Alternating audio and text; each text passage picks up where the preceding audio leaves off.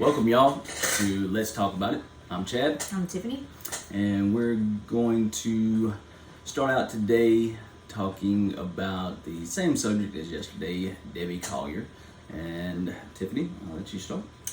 Today, Fox News released an article and said that this could possibly be investigators changing gears, thinking that this might be more of an unaliving or an accident situation, which just baffles me. With self-harm by fire.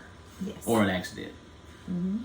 There are so many different ways to go about doing yourself in rather than fire. So many easier, cleaner ways, less painful than fire. That's crazy. I mean, if that is in fact the way they're going to take this, and if it holds any truth, I mean, she would obviously trying to set it up to look like someone did this to her. I don't know why. I don't know if, it has to do with insurance. I don't know if it has to do with, she just didn't want her family left with that's what she would do to herself. I don't know.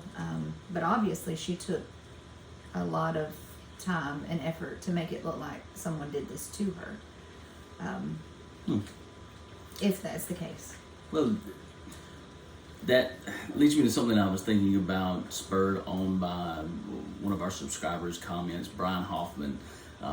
He brought up three different things. One, obviously, the toxicology report, which we're all waiting on. That's a very key piece of information that would go a long way to explaining kind of what's going on here. Another one he brought up was psych meds, which you said the daughter said she didn't have any mental health issues, but of course we don't always share those things openly with everybody, not even our children. I mean, if she was seeing a psychiatrist or going to therapy, she may have started some new medications that can sometimes worsen or bring on thoughts of self-harm. Yeah, one of the side effects for it is, doing oneself some harm. Mm-hmm. But so maybe the fact that she just was, kind of embarrassed about it, she didn't want to share it, makes sense. There's also, psych meds, right, legal and, illegal. As they mentioned previously in a previous statement on the police report. Okay, on the police report about manufactured drugs, and designer drugs. So obviously are meds that are manufactured. One of which is LSD. So I mean, the only way I see this making any sense is if it was LSD. She had a bad trip. Because accidentally falling down, dousing oneself with lighter fluid, and subsequently striking a lighter. All the things right. they said that she actually bought on the way up there. That's a bit hard to swallow. Right. But another thing that he brought up, Brian, in the comment was life insurance. So my thought process here is they have what they call a self-harm clause.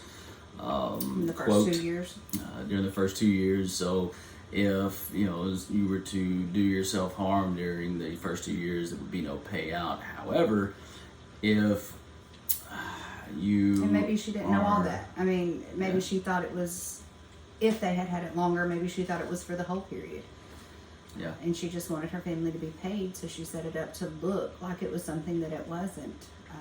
Absolutely. So then that's when she would have said, "They're not going to let me go," implicating someone else was involved. And again, we talked about yesterday the amount sort of points a finger at Andrew, which was the amount to pay off his probation. But maybe she knew her daughter was never going to leave him, and she's going to send her this last payout with a message of "I love you." Pay off his probation and they could get on with their life. So kind of going, two different ways there. But again, if one is done in by someone else, obviously not one of the beneficiaries of the life insurance payment, that would get the policy paid out. So that's. I mean, I know they have to think about all the sides. They have to think about the what ifs, and so do we. I mean, we're all sitting here thinking about the what ifs.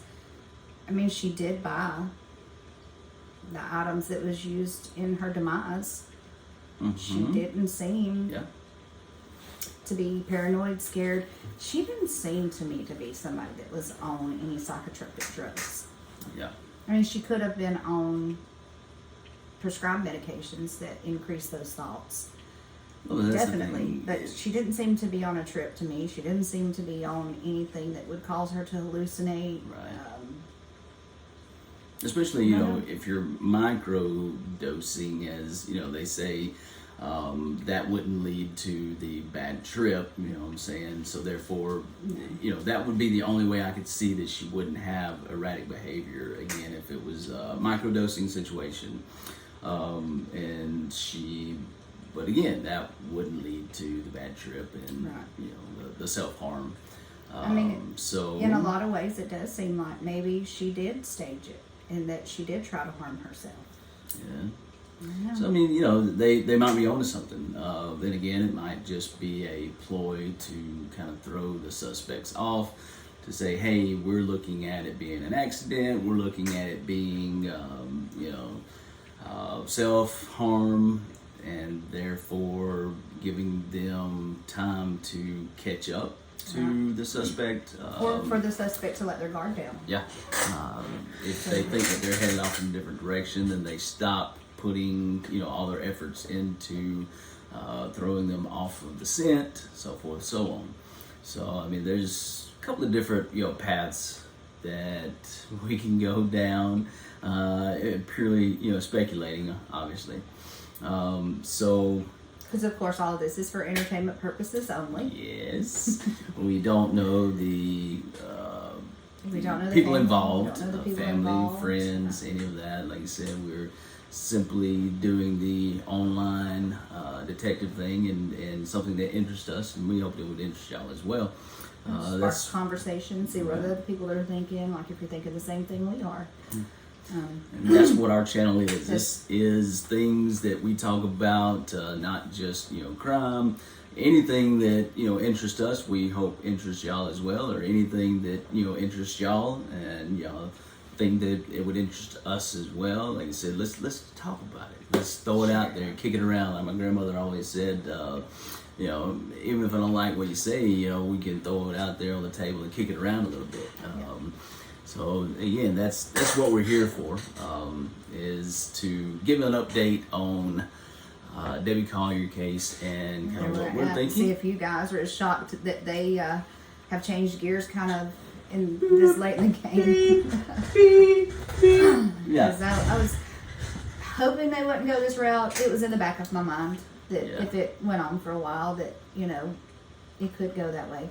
Well, especially when it's getting this much publicity, obviously. And she did purchase the items, and so far they don't have any evidence that ties anyone to this.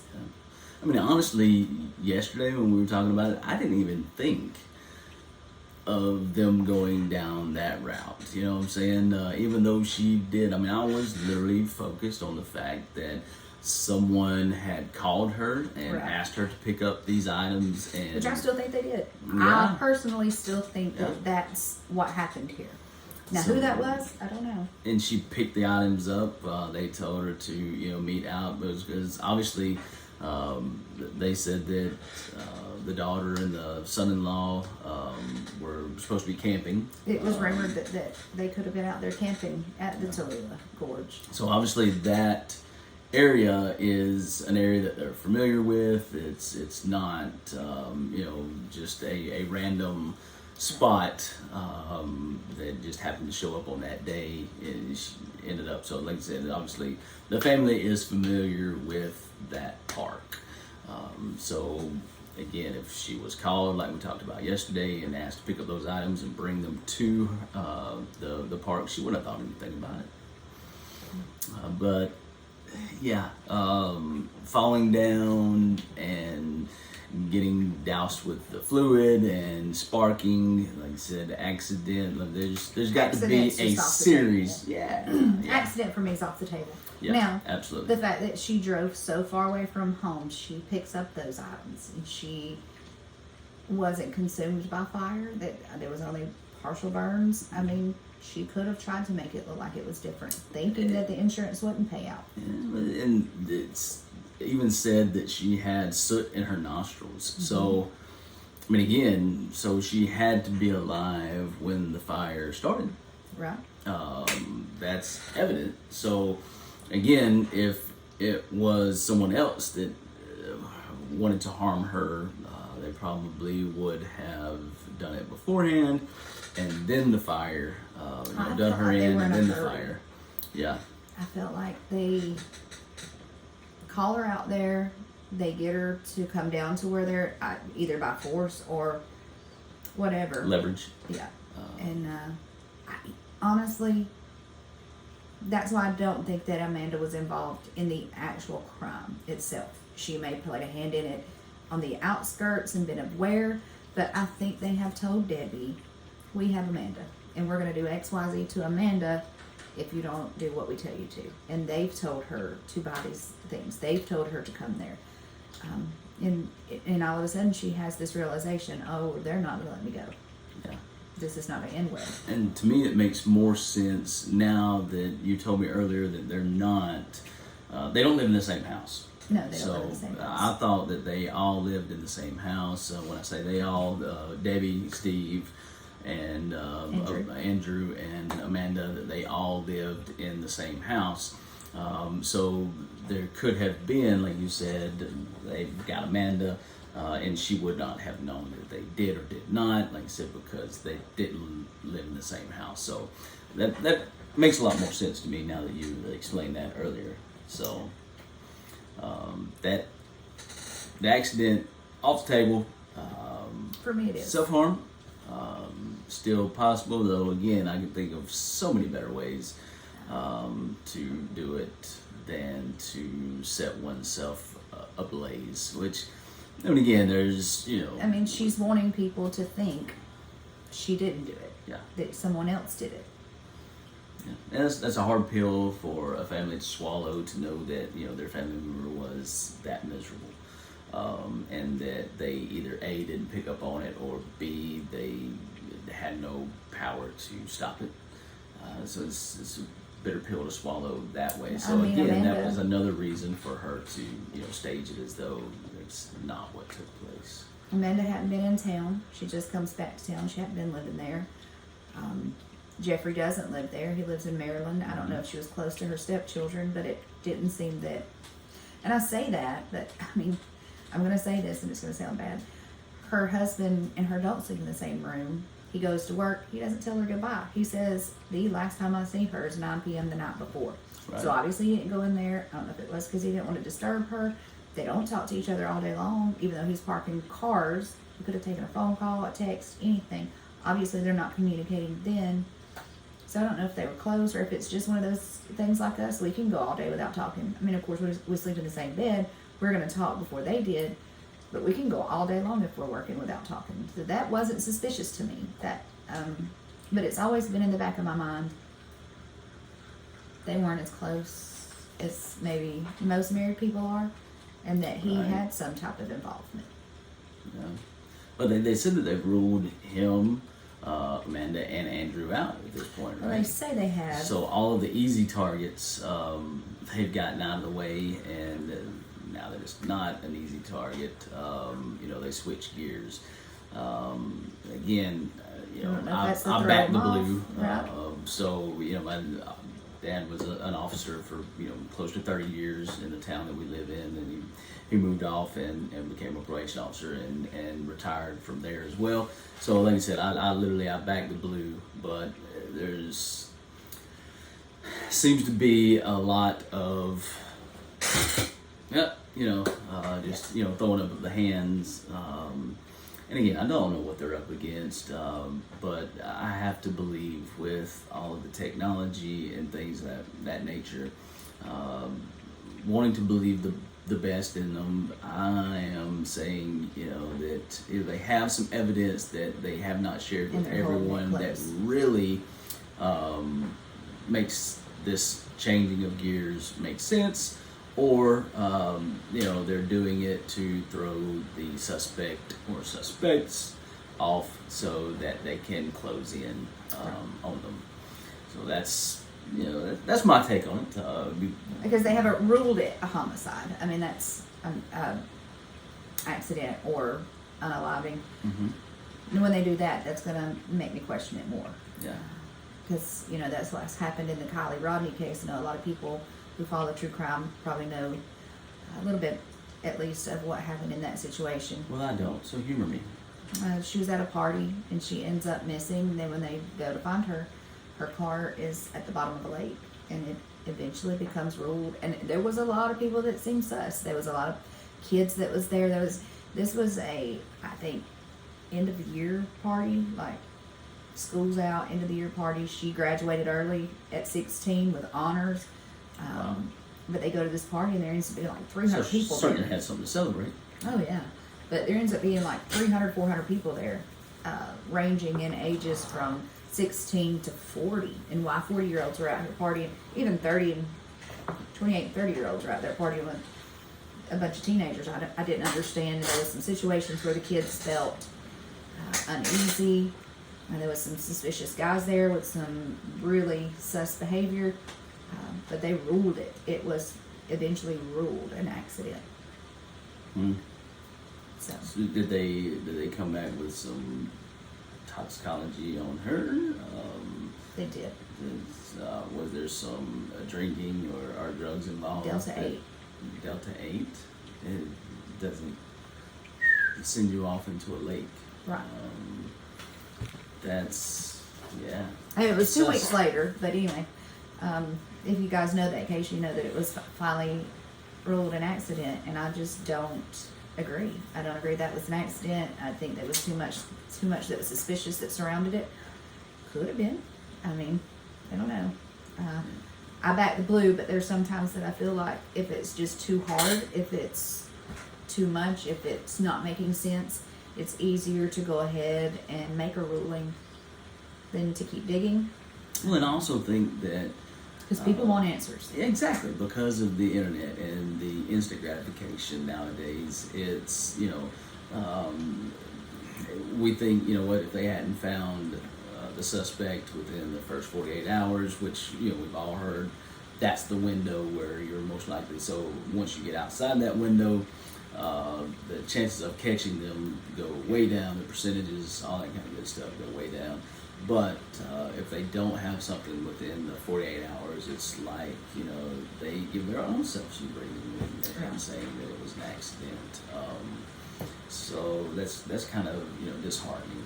It is, especially for the family. Oh yes, that's, just like the young gentleman down in Lithonia that left with the Jamiren friends. Crosby, There yes. we go. Yeah, left with a new set of friends and never came home. And his mom, I'm paraphrasing, but says, love your family. Let them know what they mean to you. Take every opportunity to, talk to them and to tell them and to be with them, because you never know when it's going to be the last time they walk out. Debbie Collier walked out that morning. No one knew that was the last time she ever left that house. And if it was truly Amanda that the neighbor seen there that night, the last memory that she has with her mother is of them arguing. Right. Yeah. That's tough. All the way around. My heart goes out to them, and the sad thing is that you don't know who's involved and in what way anymore. The world is topsy-turvy, to put it mildly. Yes. It's terrible. But we just wanted to jump on and give that update that's the investigation may be taking that route, see what people were thinking about it, see if you were shocked. I know Chad was shocked. I wasn't as shocked. I mean, he kind of gets all this information from me. We talk about it, and then he gets more of it from me. But, having seeing some of these cases and see how they turn out, I'm not shocked anymore by much of anything. Oh yeah, you get some doozies. Like you really look into some weird ones. Yeah, I keep going back and forth over whether I think next we would like to go into the Kiely Rondi case and see Right. what happened there. But And I would really, definitely like to, talk about again, Rodney. No, it oh, was Jamiren. I Jamiren, would love for more attention to be brought to that case because it's That's just what I'm really saying. not being Yes. covered, and his family deserves justice. He deserves justice. That's what I want to see is maybe we can all band together and stoke the fire to help his family get some answers, because a child who, and I say child, not in a disrespectful way, like I said, I say that in a loving way. We have 3 children of our own, and I could not imagine having them walk out with a new set of friends, knowing that they've got their school on lock, they've just made the football team, they Such a everything's coming up aces. What I'm saying, this kid is just a good kid, and then all of a sudden, he's just gone. That lie was put out That far would too soon. tear me out the frame, absolutely. And to gut know me. that they have photos of this person, calls were being made to his family. Mm, I yeah. mean, there's so much that was tied there. Calls made to their family threatening his life. And then eventually telling them that he's gone. Yeah. There was so much there. I mean, they have images of the person they suspect. It just feel like more should have been done by now. And I would like to raise awareness to it, but it's so hard with that case. I mean, there's not much out there. The family's not on Facebook. Haven't posted in months, if not years. It's just really been hard to contact the family. Yeah, I mean, and Law literally enforcement just to is not tell them, releasing hey, you know what, anything if new. there's anything that we can do to help, but all I know to do at this point is to, Keep pray awareness. and Pray. try to bring some awareness. And again, we obviously don't have a huge platform, but, again, it doesn't matter how many we reach, it's the fact that we try.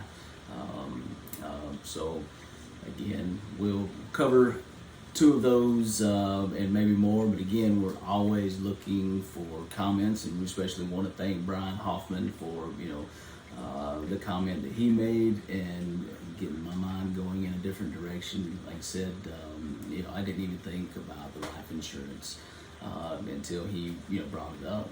So like I said, please comment, let us know what we want to talk about. Again, it's politics, religion, sports, it doesn't matter. Whatever, we'll put it out there, kick it around. We are who we are. We say what we say. We be who we be. So, like I said, looking forward to some more comments and looking forward to some more subscribers and likes and all those things to let us know that we're doing something here. And until next time, I appreciate it.